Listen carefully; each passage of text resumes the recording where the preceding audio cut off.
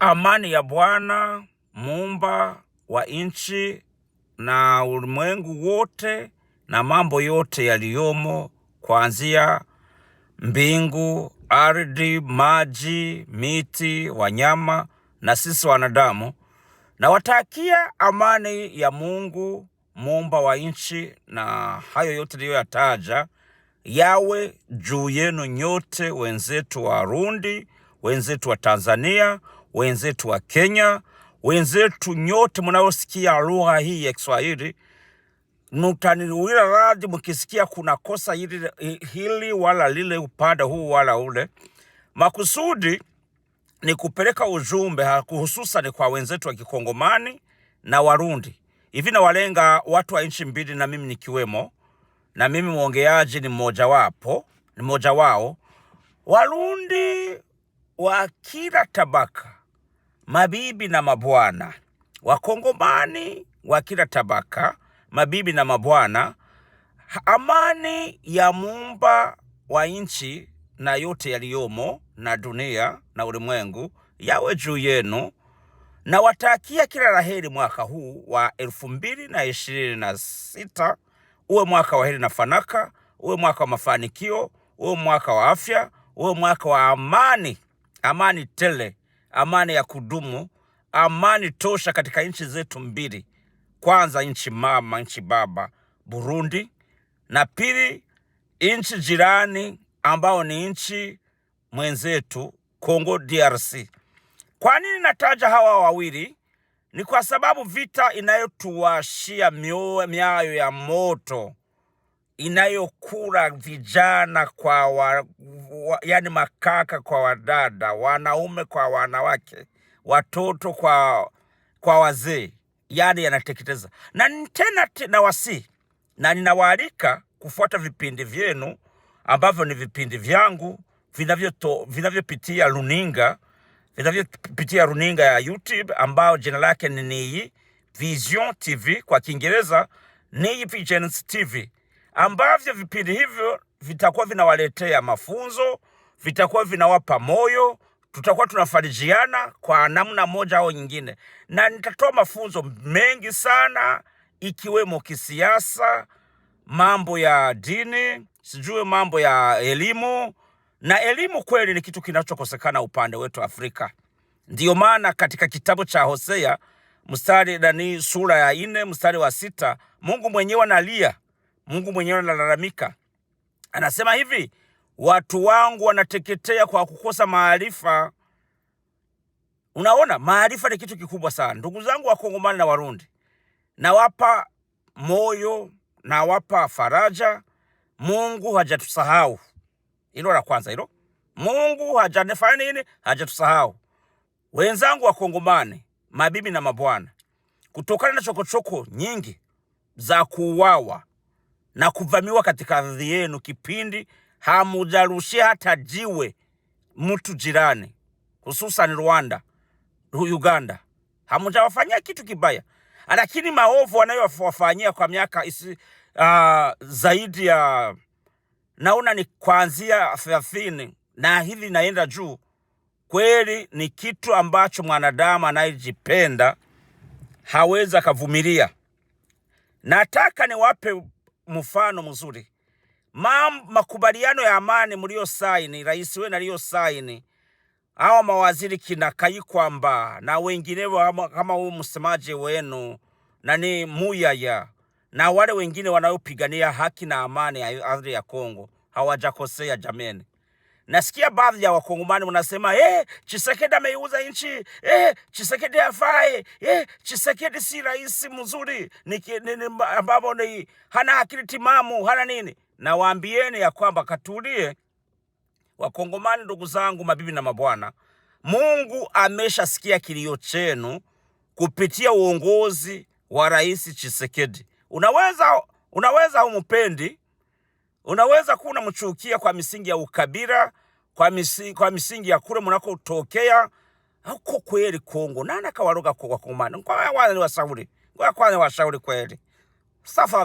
Tafadhali kweli Wakongomani wenzangu, na hata niwaombe, niwaombe kwa moyo wangu wa amani na upendo, kama vile tunavyoyasoma katika Biblia. Nyinyi wengi wenu ni Wakristo, na asalamu alaykum kwa ninyi wenzetu wa Islamu, na nyinyi mtanisikiliza, na nitajaribu kusambaza video yangu hii kupitia ni Vision TV, na yeyote atakayeipata na kuomba kawapelekee ujumbe huu wa Kongomani wengine, wa Tanzania, wa Kenya, wa Ghana, wale wote mnaojua kabisa wanaongea lugha ya Kiswahili na kuisikia, wapelekee ujumbe huu.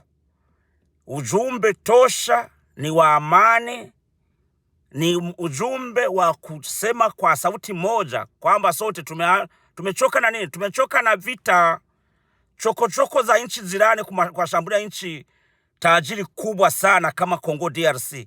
Nchi ambayo inaweza utajiri Mungu aliyowapa ni mkubwa mno. Nyinyi mnaweza mkalisha Afrika yote kwa ujumla, mnaweza mkailisha Ulaya, Marekani na ulimwengu kote.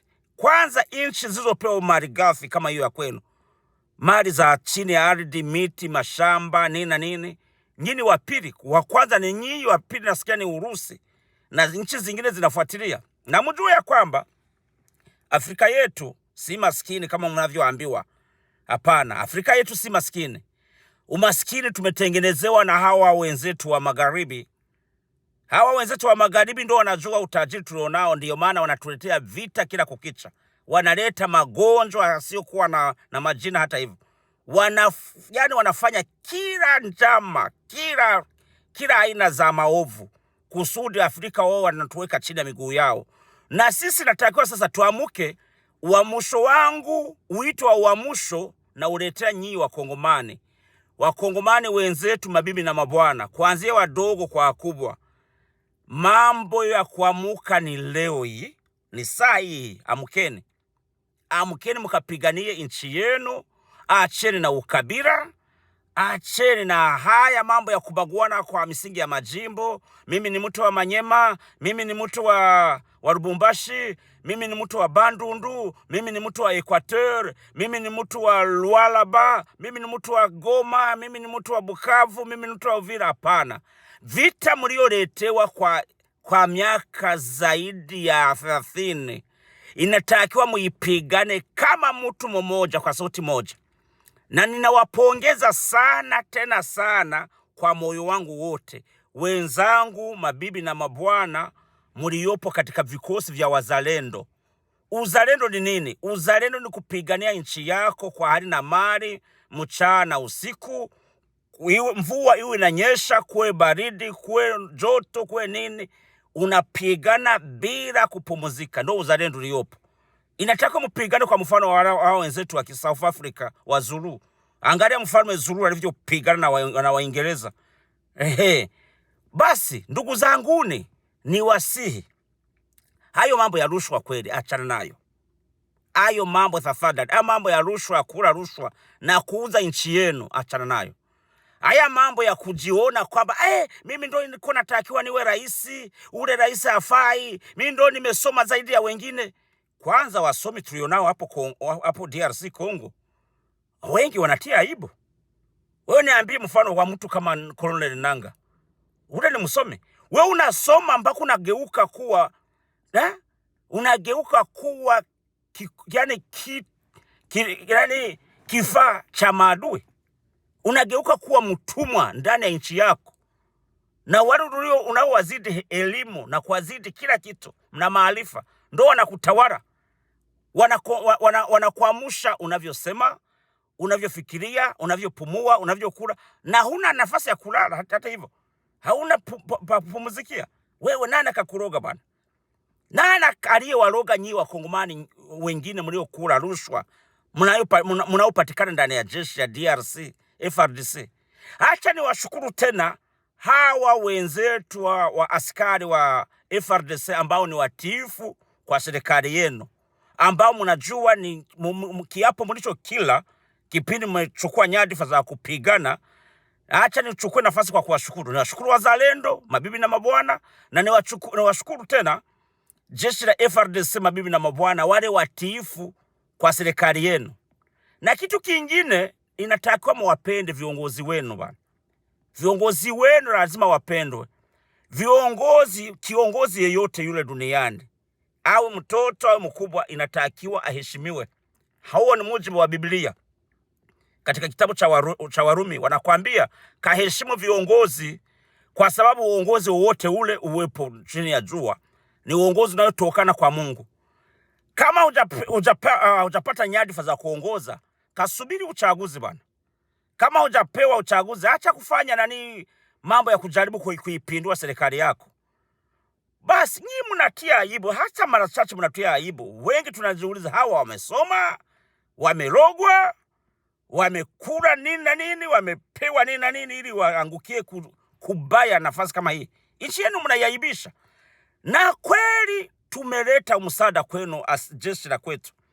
Kwa mfano mzuri, rais wetu ameshasema kwamba vita, tunajua adui wa Kongo ndo adui wetu ni Rwanda. Rwanda hatutakubali hapa Burundi uingie, uchinje, ubake, uue kama unavyofanya Kongo. Rais wetu akasema mbele ya jopo la wanadiplomasia, na akamwambia tena, utakayetaka kuchukua Bujumbura kupitia Uvira, na sisi tutachukua Kigali kupitia wapi? Kupitia Kirundo. Ina maana gani? Rais wetu ameonyesha kwamba Burundi hakuna cha michezo.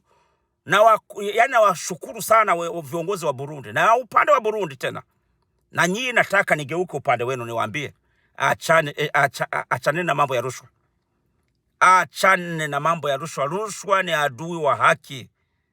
Wewe ukipewa milioni na milioni za hela za Kimarekani au za Europe, sitakusaidia nini kipindi nchi yako unaiacha kwenye moto, unaiacha inateketea, unaiacha inavurugwa na hawa vichaa wenye roho ya fisi, wenye roho ya kumwaga damu, wenye roho ya fisi, wenye roho ya simba, wenye roho ya chui, roho zilizozoea kumwaga damu, kurarua watu, kuchana nyama na kula na kufanya nini.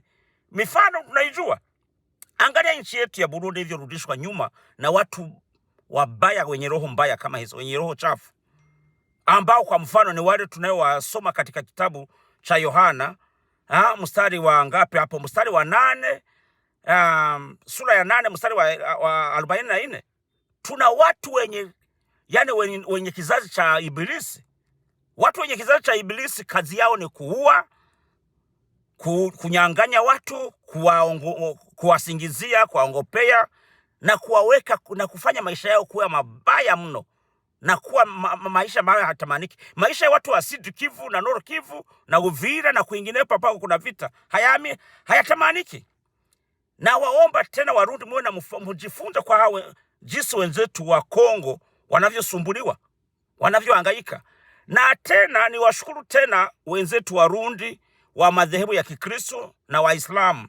Nimesikia kuna pasta mmoja wa Rumonge ameniambia jinsi Waislamu walivyoona wimbi la wakimbizi kutoka Kongo, walivyokuwa wanakuja na mitumbu yao, wanavyofika kwenye nchi kavu, walivyowapokea kwa kukusanya vyakula, kwa kuwapa nafasi za kulala na kwa kuwawezesha maisha yao ili yasogee na endelee. Kwa sababu nasikia haya mashirika ya kiutu, hususan UNHCR na mashirika yake wanayoambatana, nasikia yalikuwa bado hajafikisha miradi na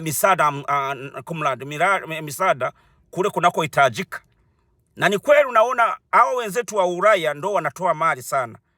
Unavyoona wanavyopendelea wenzetu wa Ukraine, wale wakimbizi wa Ukraine sio sawa sana wakimbizi wa Afrika.